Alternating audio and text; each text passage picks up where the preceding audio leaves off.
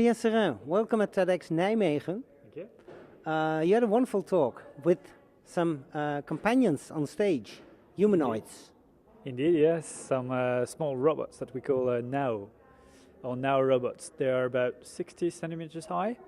And well, these robots are, we saw that on stage, they're able to dance, of course, but most importantly, they're able to, well, move, walk, and interact with you. They're able to communicate with you.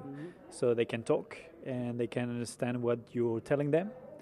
So you can trigger some behaviors and they can live autonomously. So yes, they are very strong at interactions with humans. Yeah.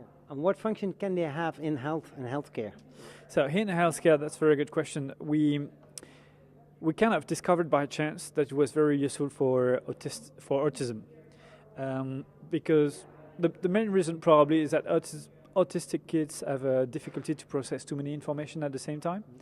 So even a conversation with an adult is painful for such a kid, because they see your lips moving, they hear your voice, they can see your eyes moving, and maybe your body language. So it's just too much information to process.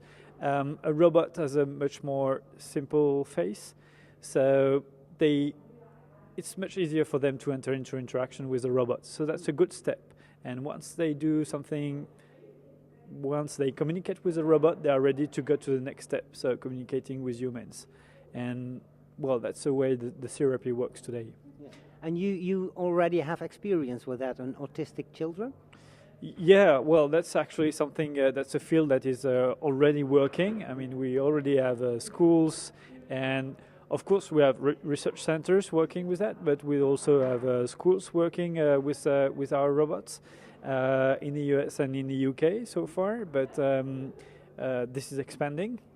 Of course, we move gradually because we don't want to force people into robotics. We are very cautious to have people like our robots and want our robots. We don't want to push them too hard. But yes, that's already working, yeah. And then what will be the next step? And the next step is probably something we all hear about, which is elderly care. We know that our parents, we need to care our parents, our grandparents. That's happening today, but it's going to be mandatory in the future. I mean, the support rate, which means the number of people able to support older people, well, it's increasing or decreasing. I don't know how to put that, but basically there are going to be many more older people than younger people are able to support them. So either we will work full-time supporting our parents and grandparents, or we will have robots. I think people will prefer not to work full-time for their relatives, and they will still want a job. They will still want to have some creative activity outside of their family. So we need robots. And it's not so much the future, actually. Robots can already do some pretty decent job at in communications, in being a nice interface to trigger many devices at home.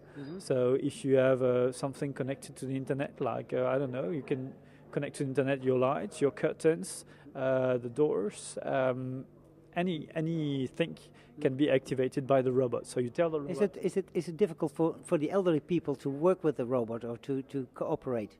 Well, it's not actually. We were very skeptical at the beginning, and we were very cautious. And when we first talked about robots to older people, well, usually they're like, "Well, I don't need a robot. Why do you want me to use such a machine? I'm not a machine myself." And then we introduced Now, this little robot, and they begin to like it, and they begin to ask, "Can I have one at home?" And they begin to ask, "What can it do for me?" And so we were skeptical and we were cautious, but in the end, they want it, and that's exactly what we want to do. We want first people to like our robots, and we do everything so that they like our robots, to make them cute, small, and acceptable.